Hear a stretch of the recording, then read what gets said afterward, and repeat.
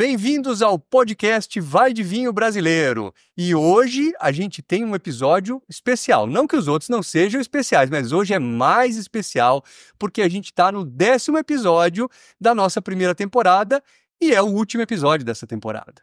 Então, eu tenho certeza que você vai ficar com saudade da gente, mas no final eu vou te dar uma boa notícia aí, você fica com a gente até o final e você vai saber dessa boa notícia.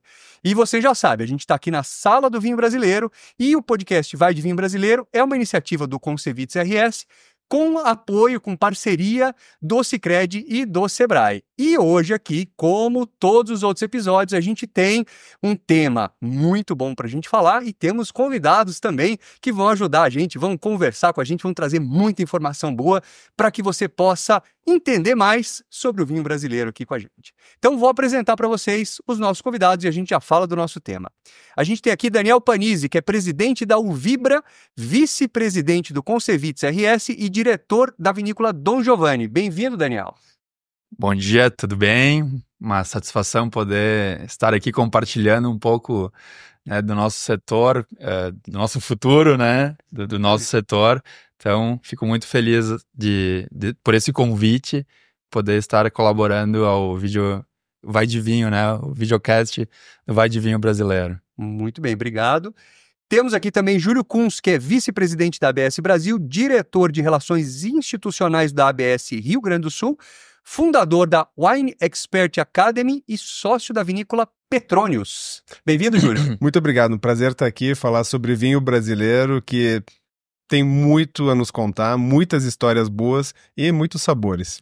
Com certeza. E, como eu disse para vocês, o episódio de hoje tem um tema muito legal, que é o futuro do vinho brasileiro. Você que acompanhou com a gente aqui todos os nossos episódios, e de novo, se você não acompanhou, você tem que voltar e assistir, porque tem muita coisa legal para você ver.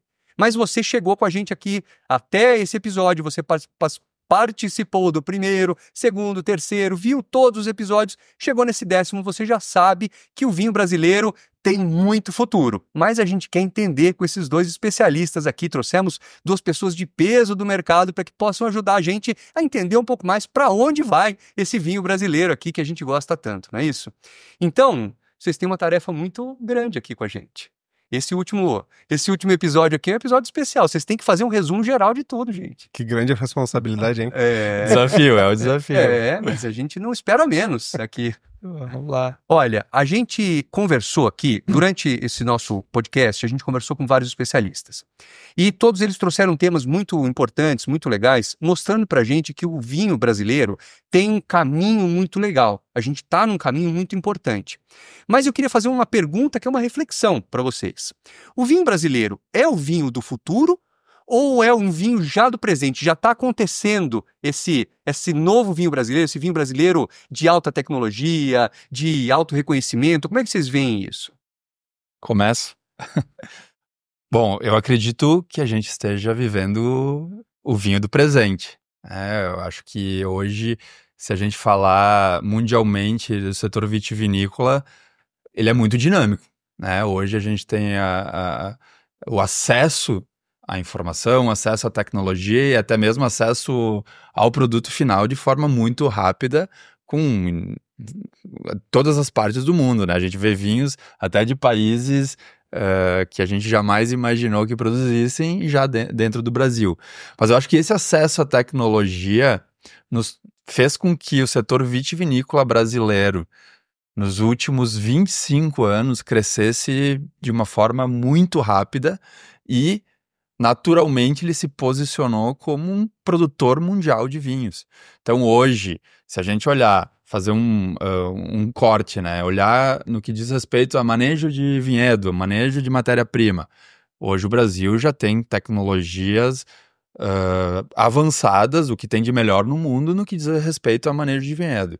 E quando a gente vai para dentro da vinícola, aí a gente vai falar da produção, de fato, da indústria, da mesma forma, né? Equipamentos modernos que com o objetivo de entregar um produto de qualidade altíssima lá no final.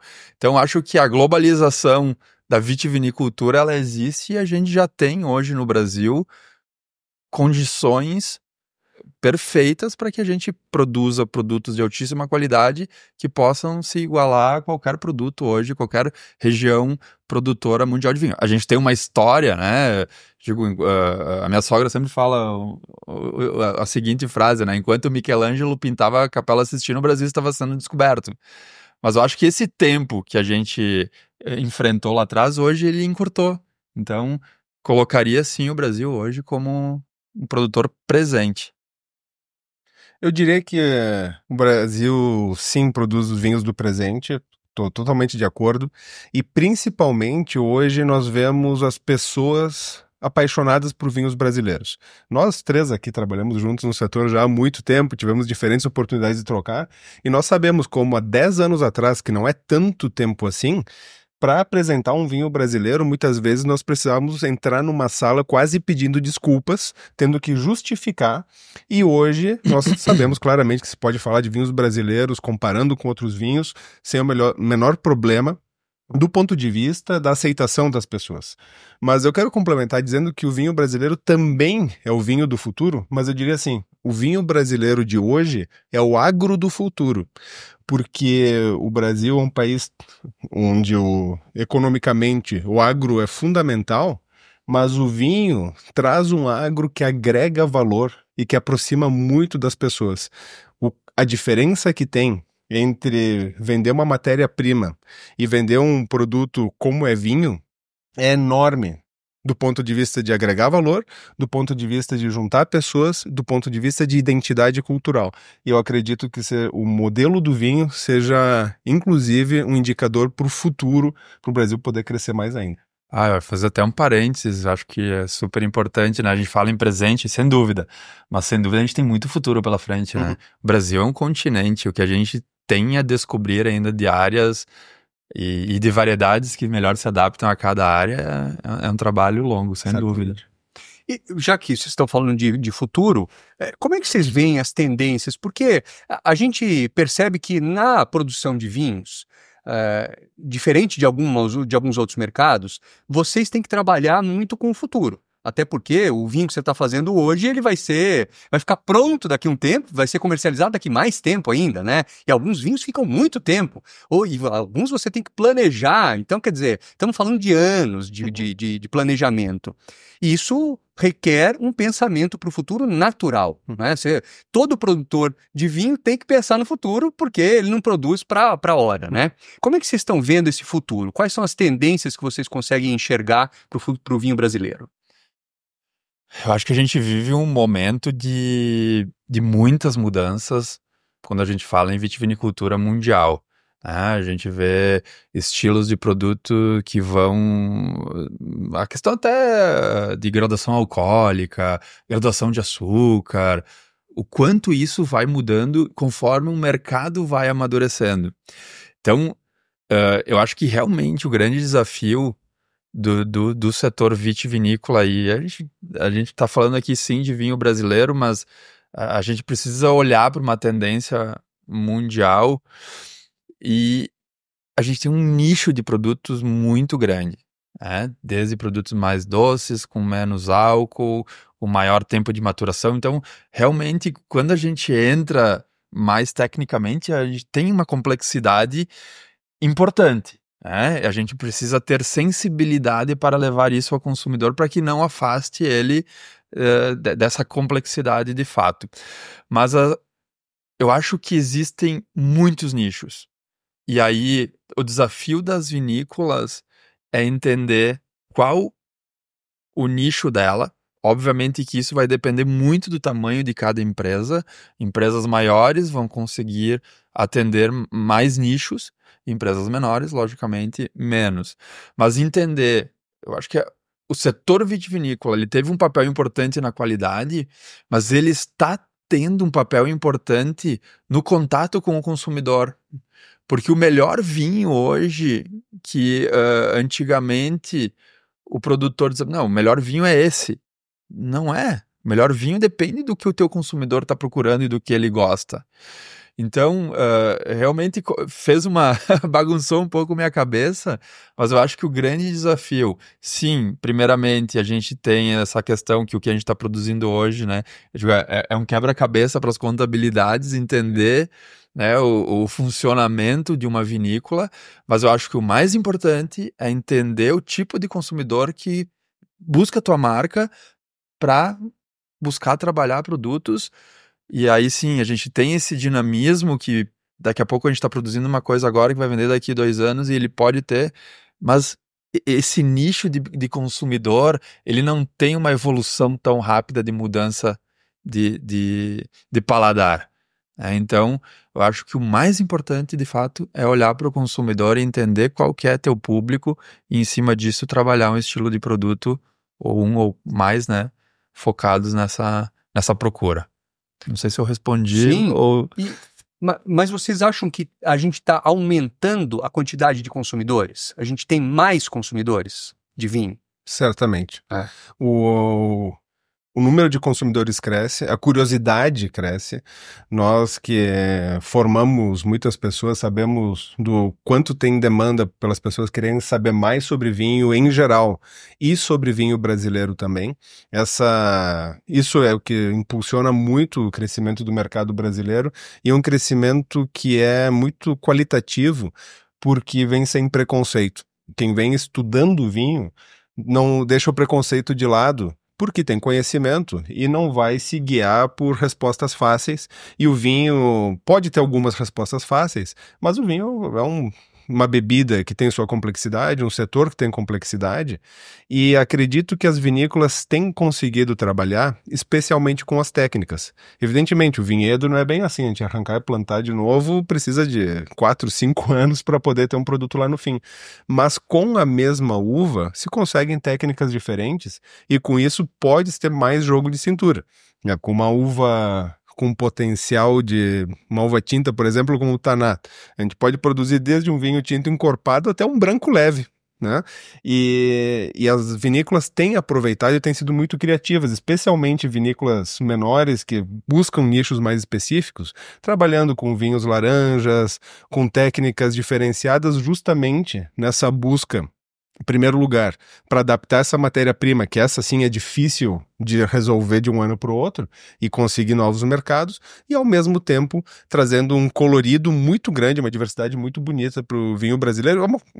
É um modelo mundial, mas que o Brasil tá navegando bem nessas águas internacionais. Muito bom. Ô, Júlio, aproveitando a tua experiência aí na formação de profissionais, né, especificamente na ABS, que é a Associação Brasileira de Sommeliers, a gente vê um aumento da busca e da procura de informação mais técnica, informação até profissional. Sim. Né?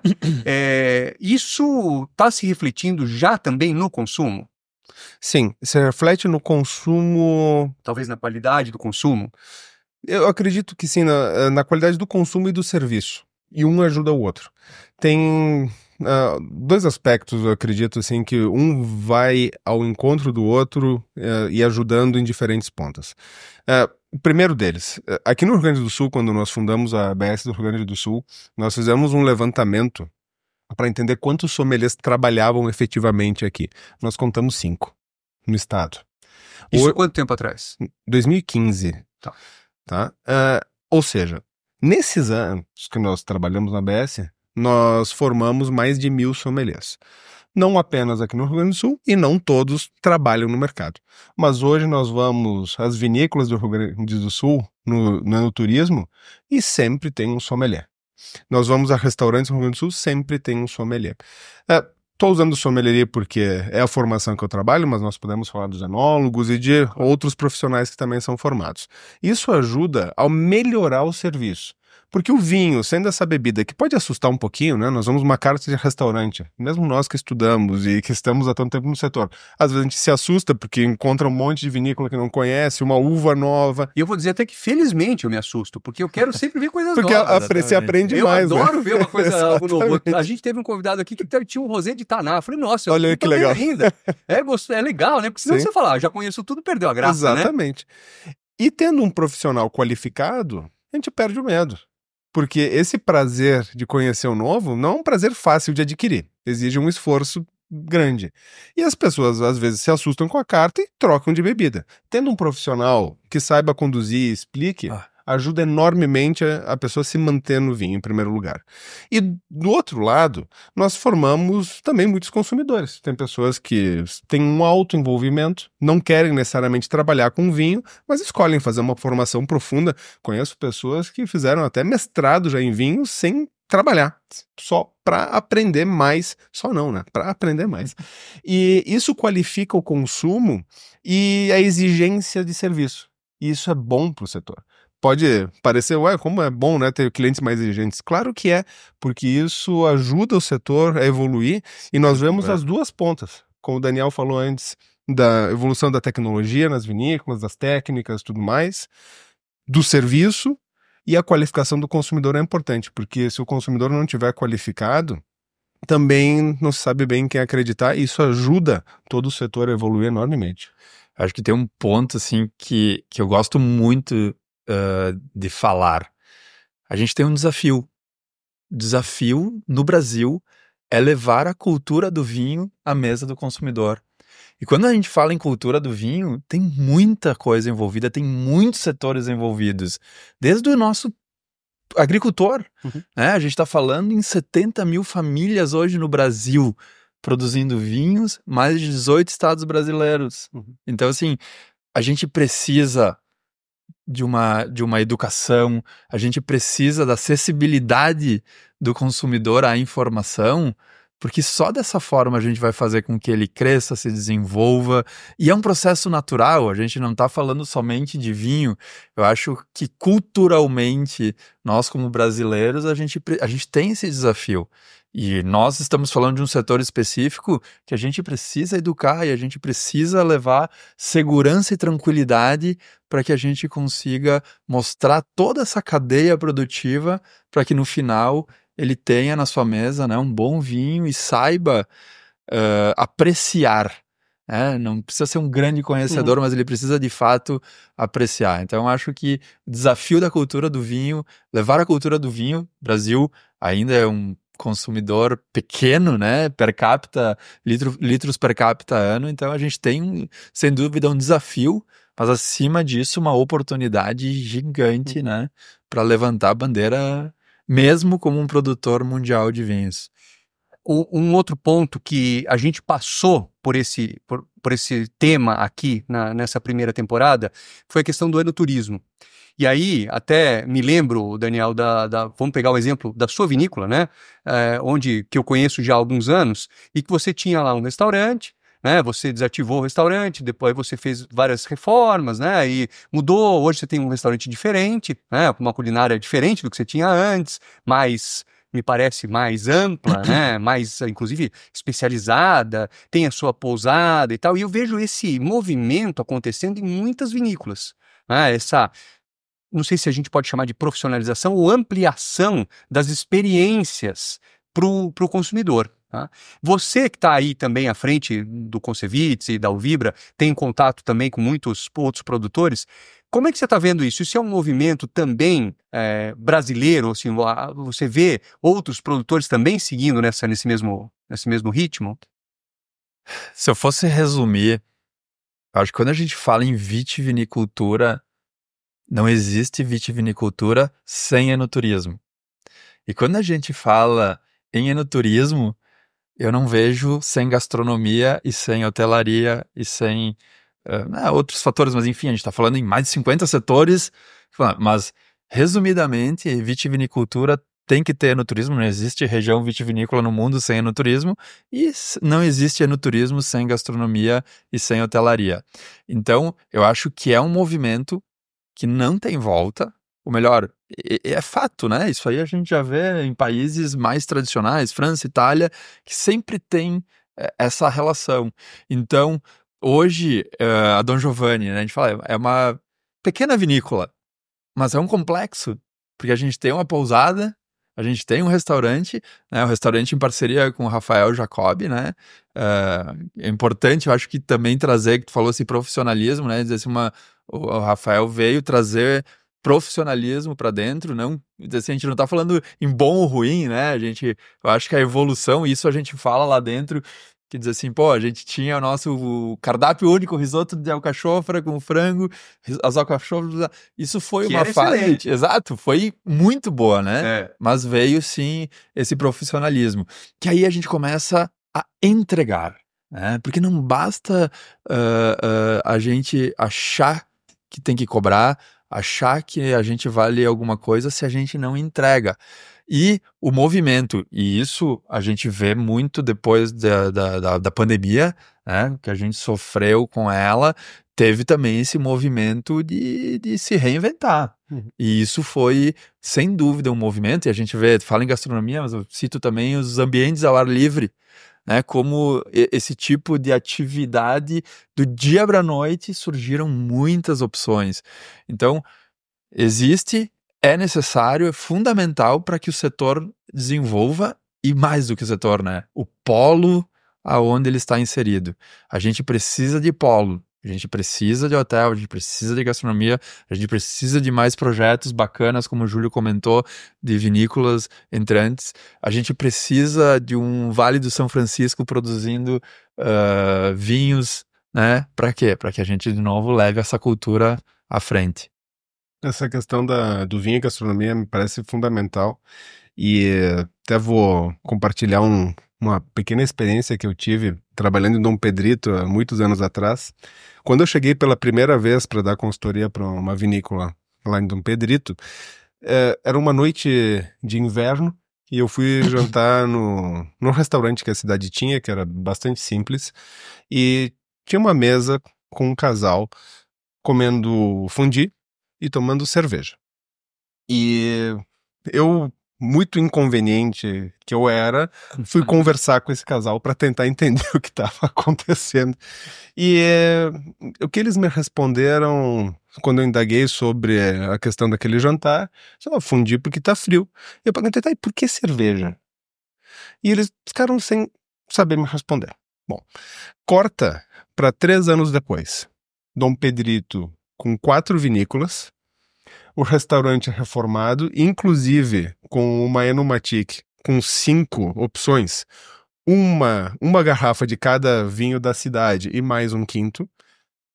E, de novo, uma noite de inverno, o restaurante já com diversas opções, com cardápio muito mais interessante, e eu olho ao redor, todas as mesas com vinho. E lembrei disso porque o vinho está muito inserido na gastronomia.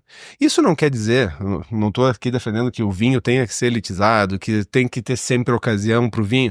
A gente pode beber vinho de diversas maneiras, na beira da praia, no jardim, fim de tarde, em copo plástico, tá tudo certo, no bico, não tem problema. Mas o vinho é a bebida que mais se casa com a gastronomia. E quando a gastronomia se desenvolve, naturalmente o vinho vai ser mais demandado. É o habitat natural do vinho. O vinho se dá super bem em outros ambientes também. Mas quando a gastronomia se desenvolve, a bebida que mais cresce, sem dúvida alguma, é o vinho. Isso é muito, muito interessante. E acho que esse ponto, né, essa situação que você passou lá nesse restaurante, a gente deve ver isso em muitos outros lugares também, né? Isso deve se replicar, eu tenho certeza que as pessoas que estão assistindo a gente aqui, muitos talvez percebam, devem ter alguma imagem parecida, né, na sua cidade, enfim, porque a gente está vendo de uma forma geral essa evolução. Um outro ponto são os wine bars, né? Como você citou, né, Daniel?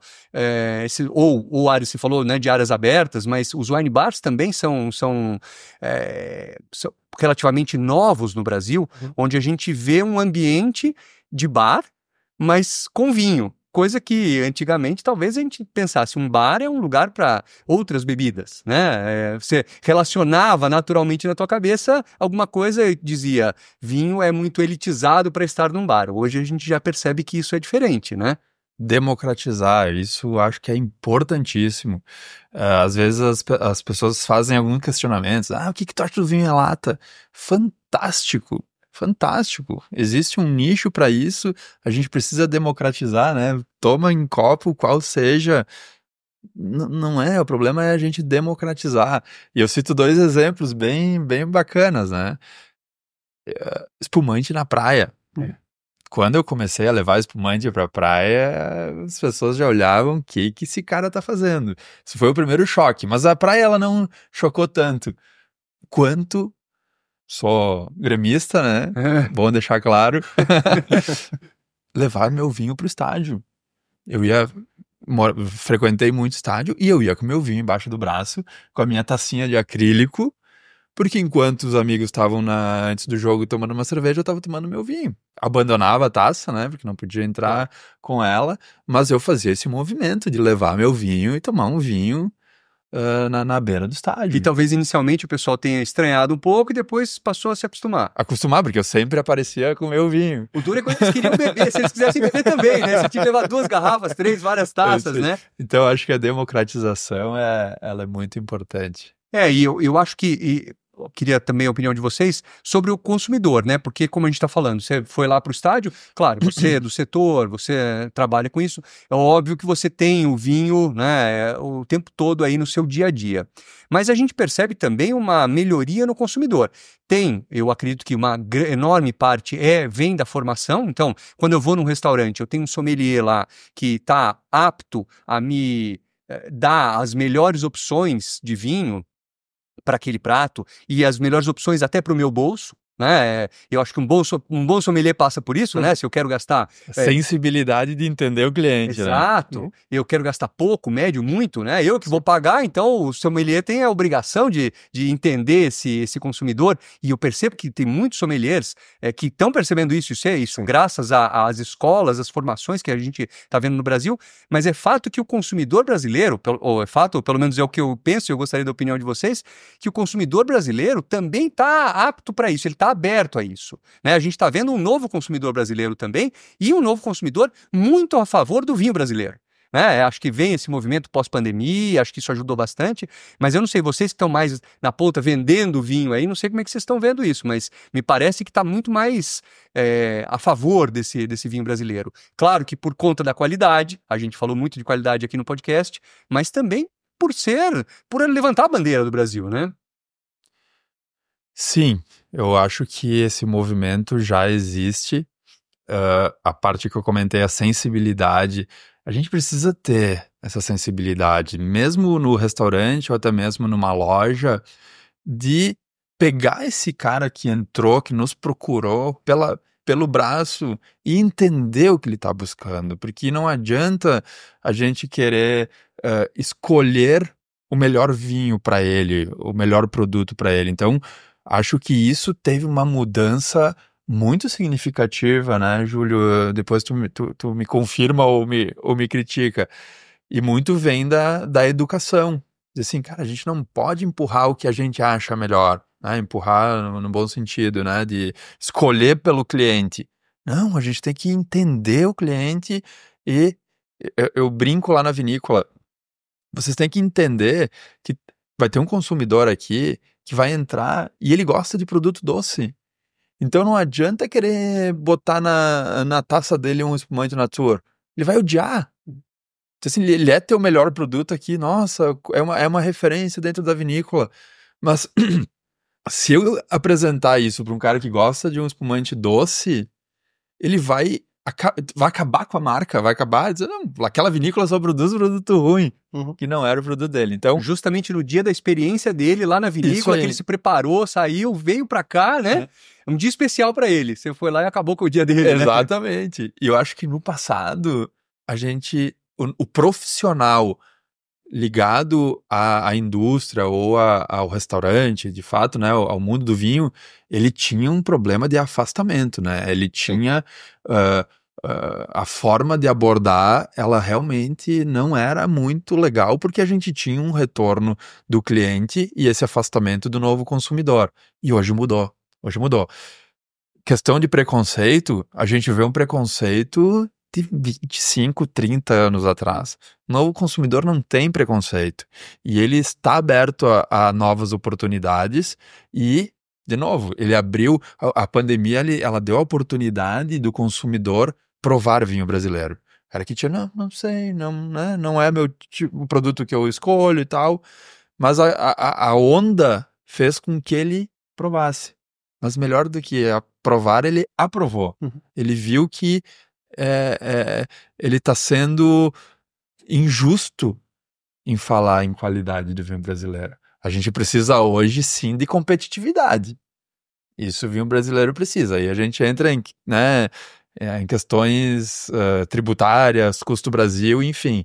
Mas qualidade, novos produtos, novos estilos de produtos. Hoje a gente tem uma régua muito alta de qualidade. Isso é gratificante e dá orgulho do vinho brasileiro. Eu acredito que esse preconceito que o consumidor está deixando de ter, nós, profissionais, também. E me explico. Nós, profissionais, éramos muito preconceituosos com produtos que nós considerávamos não tão bons. Comentou sobre a questão de vinho suave, sobre o próprio moscatel. Muitas vezes profissionais com preconceito. E, bom, gosto pessoal é gosto pessoal. Todo mundo tem, eu posso preferir um vinho ou outro. Isso é um problema meu quando eu tô em casa, né? Ou quando tô com os amigos. Quando sou profissional, e falo aqui, eu como qualquer profissional, bom, nós precisamos entender todas as possibilidades para poder atender bem o consumidor. E até uma questão importante, assim, às vezes me perguntam como tu faz para indicar o vinho, né? Que vinho tu indica para, sei lá, seja para um amigo ou trabalhando. Sempre o melhor vinho. Ah, mas tá louco? Como assim? A pessoa não vai conseguir pagar? Não, o melhor vinho não existe o melhor vinho absoluto. O melhor vinho é o melhor vinho para cada situação. Para um orçamento para R$ 30 a garrafa, para uma ocasião muito especial, cada ocasião vai ter o seu melhor vinho e o profissional precisa conhecer essas possibilidades e oferecer sem medo. E o vinho brasileiro tem opções sensacionais. Então, um dos preconceitos que talvez seja o que mais fique ainda é sobre a relação custo-qualidade. E o vinho brasileiro tem uma relação custo-qualidade excepcional em vinhos de entrada. E acredito que essa queda de preconceitos por parte dos profissionais nas vinícolas, nós sommeliers e tudo mais, tem ajudado a oferecer produtos com a entrega necessária, inclusive em vinhos de entrada, vinhos de R$ 30 e tudo mais. Isso ajuda também, não é algo que está só no consumidor ou só na produção e no meio do caminho, né? É algo que vem evoluindo enormemente e acredito que isso tenha ajudado bastante. Então eu concordo sim que as pessoas estão mais tranquilas em beber vinhos em ocasiões diferentes, pagar menos. E até lembrando, minha primeira formação em engenharia de alimentos, e na disciplina de introdução à engenharia de alimentos, o professor disse assim: vocês vão se formar profissionais, e acredito que vale para qualquer profissão, não é para fazer bem feito, porque fazer bem feito qualquer um pode fazer. O problema é que quando um não profissional faz, vai custar muito caro e vai demorar muito tempo. Então, o que um profissional precisa fazer é bem feito e custando menos e demorando menos, né? Sendo mais eficiente. E o vinho também tem disso, né? Um bom sommelier, para mim, não é aquele que indica só os vinhos caros. Isso é fácil, né? Qualquer um pode pegar os vinhos mais caros de uma lista e oferecer aqueles. Não precisa de profissional. O bom profissional vai dizer: olha, descobri aqui um vinho que custa R$ 50 a garrafa e pode levar para tua confraria às cegas no meio de vinhos de R$ 200, R$ 300 e eles não vão perceber. Esse é o bom profissional. Aquele que sabe oferecer todas as gamas e, inclusive, descobrir essas joinhas que, bom, o Brasil tá cheio por aí, né? Falamos muito do mercado nacional, dos consumidores, de como como é que as vinícolas estão se preparando, tudo isso faz todo sentido porque é um grande sistema, né? Todos juntos. Mas e internacionalmente, como é que tá? Vocês percebem o Brasil sendo reconhecido, o vinho brasileiro sendo mais reconhecido lá fora? Existe um projeto ligado ao Concevits, né, em parceria com a Wines of Brasil, em parceria com a Apex Brasil, que promove o vinho brasileiro no mercado externo. Isso é um projeto já de alguns anos. Eu costumo falar, é um projeto ainda embrionário. O Brasil ainda não conseguiu espaço em gôndola. Tá? Então são as vinícolas de grande porte, que têm estrutura dentro das vinícolas e disponibilidade orçamentária para investir, porque é um mercado caro, não é um mercado barato, né? As feiras internacionais e tudo mais. Porém, o Brasil, eu entendo que ele é um mercado-alvo do mundo do vinho. E quando tu vira um mercado-alvo, tu começa a mostrar tua cara.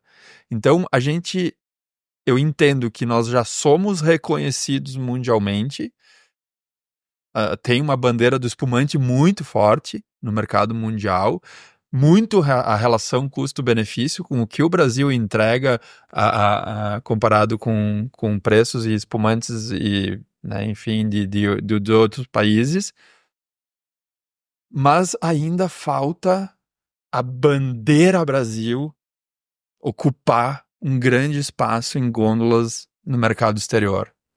Isso eu acho que é sim um trabalho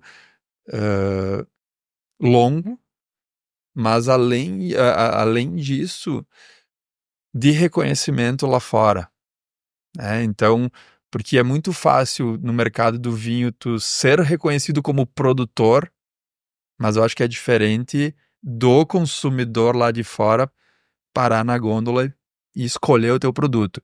Mas para isso a gente precisa de espaço. Então hoje a gente tem ainda um pequeno volume de exportação e não adianta, é trabalho, né? Nós precisamos trabalhar, participar de feiras e ir se posicionando.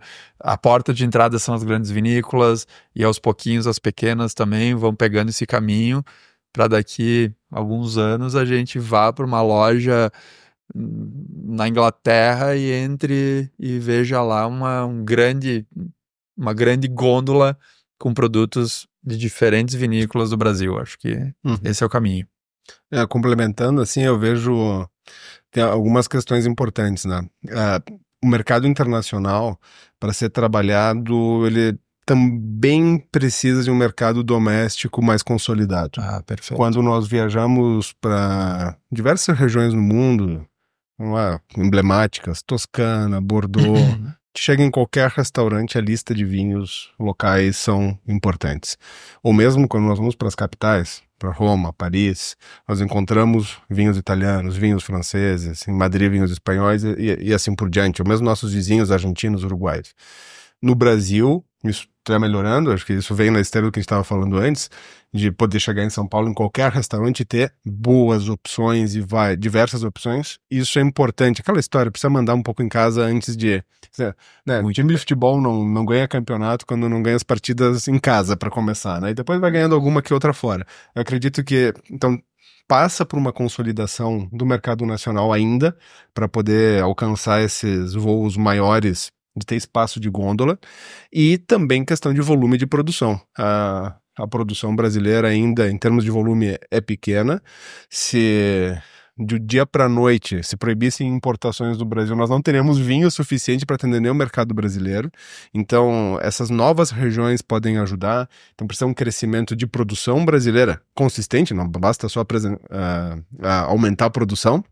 Não, a gente precisa aumentar junto com a capacidade de venda.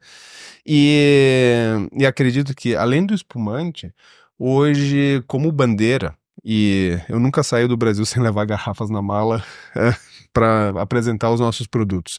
E eu vejo um interesse enorme sobre essas novas regiões, com as novas viticulturas brasileiras.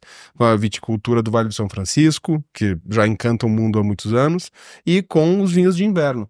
E isso chama muita atenção do ponto de vista conceitual, para o mundo poder olhar para o Brasil como um país produtor, e ganhar espaço, antes de mais nada, nas mentes, né? Para as pessoas não estranhem quando já tem vinho brasileiro. Que as pessoas não se surpreendam que haja vinho no Brasil, mas que se interessem, mas que vinhos tem no Brasil? E nós temos vinhos no plural, né? Com uma diversidade de terroirs, de estilos, que é fantástica, é única no mundo, é uma diversidade que, bom, o mundo ainda precisa descobrir. Nós ainda precisamos descobrir mais. Eu acho que é importantíssimo, Júlio. Isso, a maturidade do mercado interno, ela é fundamental. Isso, ressalto esse ponto e concordo contigo. Imagino que como a gente começou no nosso episódio aqui, a gente estava perguntando se o vinho é presente ou é futuro. talvez ele tenha muito do presente, mas ainda tenha muito futuro pela frente, né? Sendo. A gente precisa, temos muito a caminhar, o que também é bom, né? A gente sempre tem mirar alguma coisa maior e tá sempre buscando, né? Eu acho que essa é uma característica nossa, de brasileiros de uma forma geral. Como o Daniel comentou, o vinho em lata, a gente tem uma diversidade de formatos também, né? Que... Claro, até pela sua novidade, pelo seu estilo diferente, obviamente demora um tempo maior para ser, né, implementado e tudo isso, mas a gente já vê em vários públicos, principalmente o público mais jovem, aceitando isso, né? Isso é muito bom. Né? Eu acho que temos um país muito grande, então temos muito a fazer aqui, né? Isso aí. Olha, antes das nossas conclusões finais, a gente tem um quadro aqui que é o nosso ping-pong.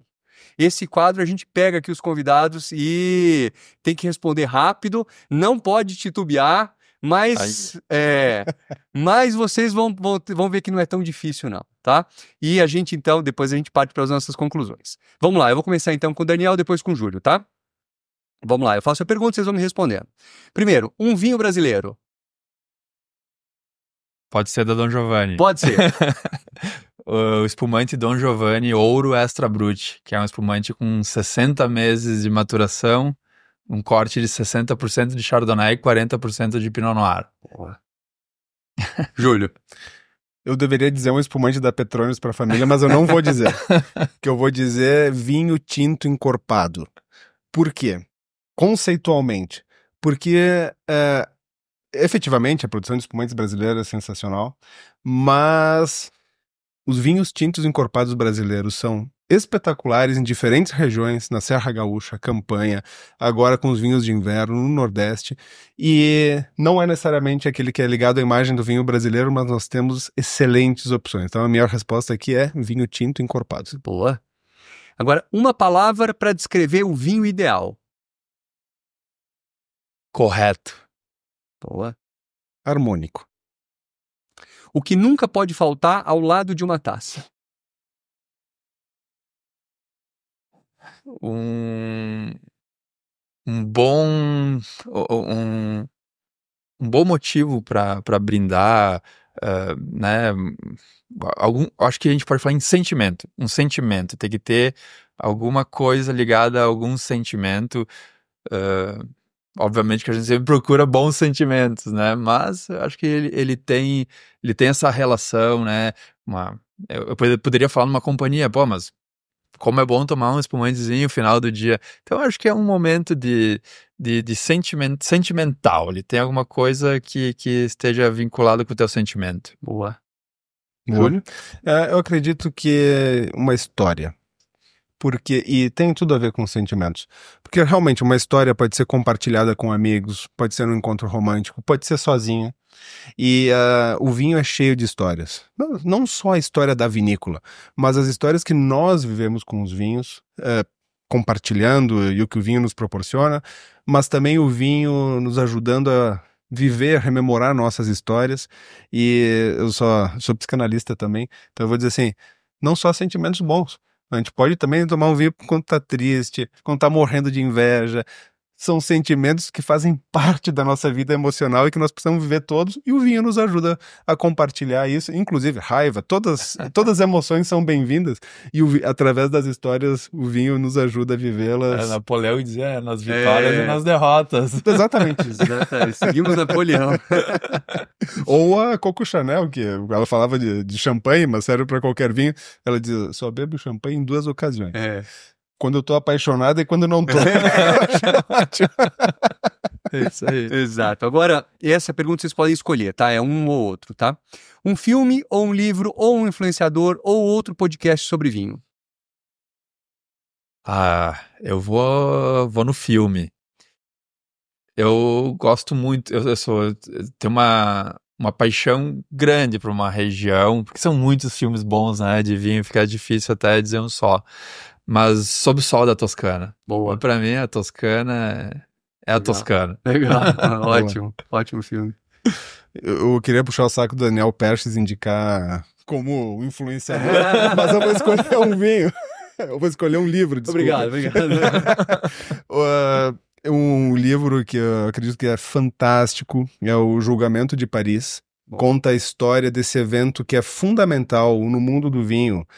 E muitas vezes esse evento do Julgamento de Paris, comparando vinhos franceses com californianos, é trazido como o surgimento do novo mundo no mercado internacional e tudo mais, mas eu acredito que foi o primeiro passo para acabar com essa diferenciação entre vinhos do velho mundo e novo mundo. Foi o primeiro passo para dizer, bom, temos vinhos de diferentes regiões, de diferentes origens, e que quanto mais nós somos capazes de apreciar as diferenças entre os vinhos e beber todos sem preconceito, mais a gente vai estar realmente imerso na cultura do vinho. Então esse livro é fantástico.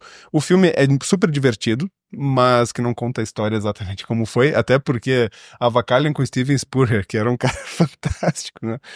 Mas o livro traz muitos detalhes das histórias por trás dos vinhos, da degustação em si, e nos ajuda a ter uma compreensão de como esse mundo do vinho contemporâneo surgiu lá na década de 70. Foi uma quebra de paradigma. Totalmente. sem dúvida, né? Vamos lá. Melhor harmonização para hoje. Hoje um espumante, um vinho rosé com um bom sushi. Opa, é uma boa ideia. Boa! Eu vou fazer como nós estamos gravando de manhã, eu gosto muito de pastel. Eu vou sugerir uma adaptação de harmonização clássica brasileira, uma harmonização bem cultural brasileira, que é pastel com caldo de cana. Eu vou sugerir uma harmonização adaptada para o mundo do vinho. Moscatel brasileiro com pastel. Pastel, boa. Essa foi boa, Júlio. Agora uma polêmica, hein? Gelo no vinho, tá liberado ou é pecado? Liberado. Eu acho que essa democratização e essas quebras de paradigmas vêm com os drinks, com vinhos. O vinho ele tem que ser consumido, não importa a forma, importa o teu gosto, o teu paladar, existem inúmeras maneiras. E o gelo, ele pode até certo ponto interferir no que a vinícola quis te oferecer. Mas, de novo, a liberdade de expressão, a liberdade de consumo, a gente não pode querer ser extremista ao ponto de dizer não. Pode, tem essa liberdade. Consuma da maneira como melhor te agrada. Júlio? É pecado, mas o que seria de Deus se não pudesse perdoar? Não, fora a brincadeira. É claro que tecnicamente a gente pode fazer, né, como tu comentou, talvez não seja o mais ideal, mas lembrando, gelo é feito de água. O gelo, quando derrete, o que vai fazer vai se diluir um pouco o vinho. O consumo de vinho diluído é o mais tradicional consumo que existe. Os gregos bebiam vinho diluído. Durante toda a Idade Média se desenvolveu o consumo de vinho assim, diluindo, colocando água mesmo no vinho para poder se beber a goles maiores. E não tem pecado nenhum nisso, né? Mesmo, evidentemente que uma degustação técnica é uma coisa, e aí não. Mas o consumo, bom, não só colocar gelo no vinho, drinks de vinho, coquetéis. Então, o vinho é uma bebida versátil, não é uma bebida dura. Às vezes as pessoas são duras com o vinho, mas o vinho não é duro, o vinho é versátil. Boa. A minha avó já, quando eu devia ter uns 5, 6 anos, eu lembro que ela já fazia drink. Ela pegava o vinho, botava água e um açúcar. Sim. E era como ela gostava de tomar o vinho. Pronto. Isso aí. Bom, para finalizar o nosso ping-pong, o que merece um brinde com vinho brasileiro? Saúde, sempre. Boa. A própria ocasião do brinde é o motivo. Brindar não precisa de grandes motivos. Às vezes, o bom motivo é abrir uma garrafa de vinho. Porque essa versatilidade do vinho no consumo é isso. A gente não precisa ter necessariamente algo para brindar. Nós podemos abrir um vinho e, a partir disso, ter vivências surpreendentes. Muito bem. Bom, a gente vai chegando no final do nosso podcast. Queria já agradecer vocês por estarem com a gente aqui, trazerem tanta informação legal, tanta informação importante. A gente está também fechando nossa primeira temporada. Se vocês tiverem aí alguma consideração final sobre o futuro do vinho brasileiro, por favor, fiquem à vontade aí se quiserem contar pra gente. É difícil, né? A gente pegar tanta história, tanta cultura e em tão pouco tempo conseguir transmitir, né? Porque a gente precisa fazer essa conexão do passado, do presente e do futuro. Então, realmente é muita coisa que passa pela nossa cabeça, tanta coisa que nós gostaríamos de falar. Gostaria, né? Tô falando de Júlio, mas eu entendo que realmente o mundo do vinho é apaixonante. A gente tem um caminho já trilhado, mas um caminho futuro fantástico, e fica realmente angustiante, né? Tanta coisa que nós teríamos para falar do futuro do vinho brasileiro e por vezes a gente não consegue transmitir, mas muito feliz de estar aqui, poder participar desse trabalho, porque é mais uma etapa de educação do consumidor, levar para ele todo o trabalho, né? Gostaria de ressaltar que na base de tudo isso a gente está falando de um agricultor familiar, de um produtor de uva de pequena propriedade, que depende do seu sustento, né? Então acho que é uma roda, né? Depois mais setores vão se conectar, mas eu acho que a gente precisa ressaltar esse pequeno agricultor. E, né, esperar todos que possam brindar, que possam ter à sua mesa um bom vinho brasileiro, né, que possam abrir e entender que dentro dessa garrafa tem muito trabalho e tem muita história. Muito bem. Eu acredito que o futuro não seja algo que nós possamos prever, mas certamente algo que nós podemos desejar.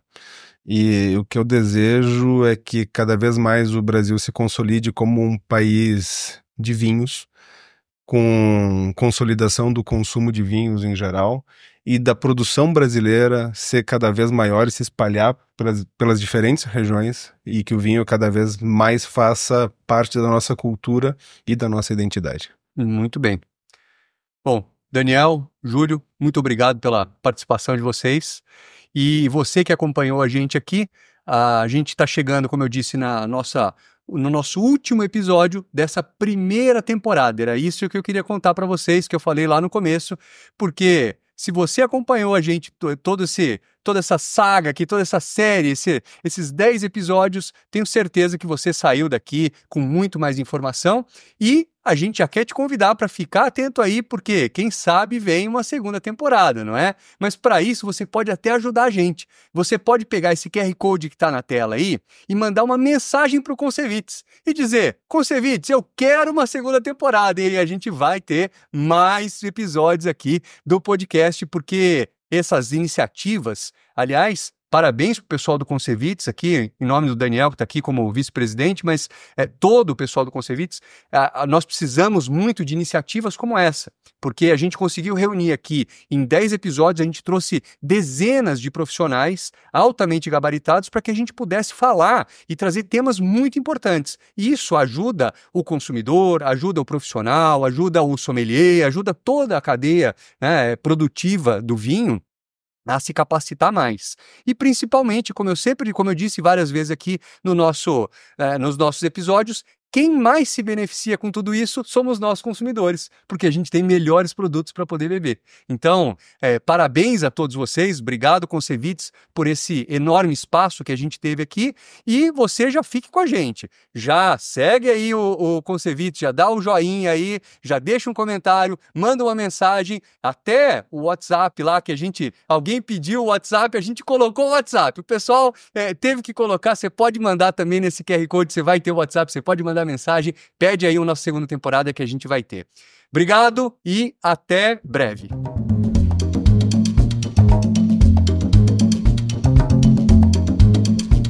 Beba com moderação.